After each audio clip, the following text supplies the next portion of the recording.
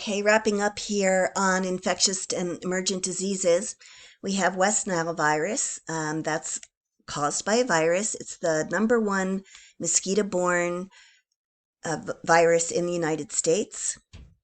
Can you think of some other viruses that are either in the United States or have been approaching coming into the United States that are now of concern? So take a minute to try to come up with a couple of your others, and then we'll take it from there. Well, some local viruses that you might know of are triple E. That stands for Eastern Equine Encephalitis. Encephalitis is a brain infection. And Massachusetts has had cases of triple E. The dangerous part about triple E is that 30% of the people who contract it die from it. And Massachusetts has the second highest number of reported cases in the United States. It's only, the latest number I looked at was 10, but considering its fatality rate, that's a serious concern. Another one that you might have thought of is Lyme disease. Lyme disease is caused by, at first, one bacteria, but now there are 3 known bacteria that can cause Lyme disease. It is it's transmitted by a tick bite, and now some of these ticks are infected with not just the one bacteria, but also some of the others.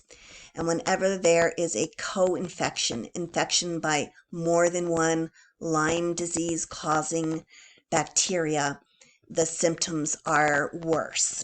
And often the original one, the Borrelia burgdorferi bacteria, caused a typical bullseye mark on the skin and a high fever, and then aches and pains, muscles and joints and bones hurting.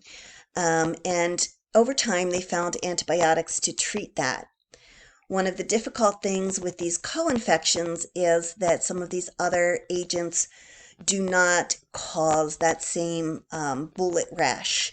So people just feel sick and need to do some testing to find out why. Another emergent disease that you might have thought of is Zika. Zika is, again, transmitted by mosquitoes. It's a virus. In 2016, 2017, there were cases in Florida. So this led to mosquito spraying to try to prevent that bacteria from harming people. It was particularly dangerous for people who were pregnant for their offspring because it affected the brain and skull. So fortunately, right now, Zika did not reemerge in Florida, though it has emerged in some areas. And that brings me to the point about why are we studying infectious diseases and emergent diseases among those in environmental science. Well, it is something in the environment that can cause harm to humans and other organisms, and B, some of our efforts at combating these illnesses interact with other things that we've looked at. So mosquito spraying with DDT originated because of the desire to get rid of mosquitoes that bore malaria. That's one example. There are other examples. Antibiotic resistance is an issue. Okay, so now we're going to move on just to a few more slides about biological diseases. Biological risks. So these diseases fall into 2 other categories. Besides infectious and non-infectious, biological risk can be divided into chronic disease and acute disease.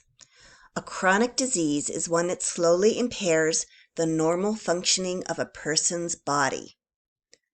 An acute disease rapidly impairs the normal functioning of a person's body.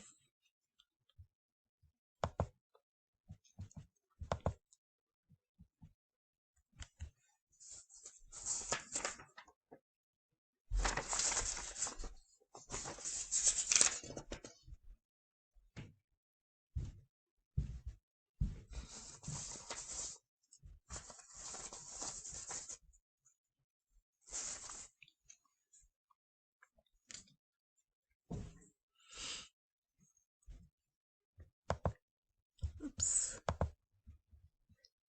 Okay, so consider for a minute whether asthma would fall into chronic disease or acute disease. And what about heart attack? A heart attack would be an acute disease. Asthma would be a chronic disease. On this slide, we're looking at chronic and acute diseases in different parts of the world, low-income countries and high-income countries.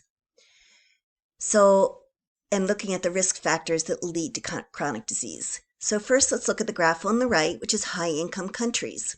That includes the United States and Europe, for example. Tobacco use is still quite a high percentage of a factor that leads to chronic disease. High blood pressure, same.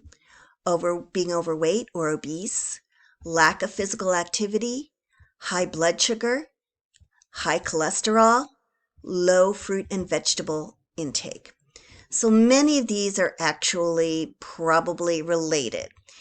High blood pressure, obesity, lack of physical activity, high glucose, high cholesterol, low fruit and vegetable intake. I would say those are all probably wrapped into one major factor leading to chronic disease. Some other factors that aren't as large but can certainly happen are outdoor air pollution, alcohol use, and occupational risk. Now let's take a look at low-income countries. And the top of their list is somewhat different. It's low weight during childhood.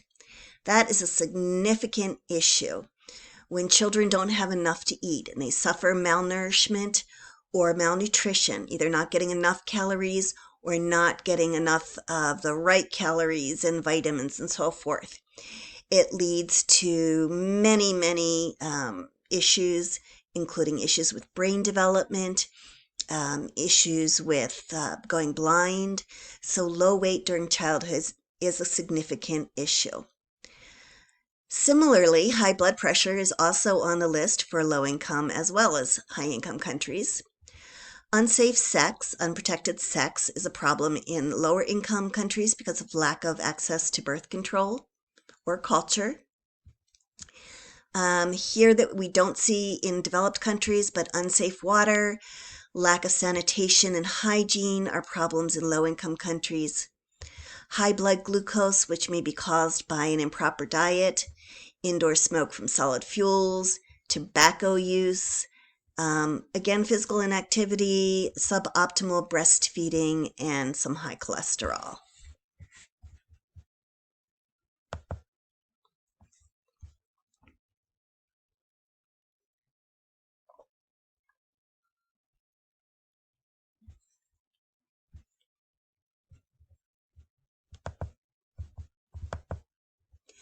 Biological factors are the leading cause of death in the world, and within biological factors, 25% are infectious diseases.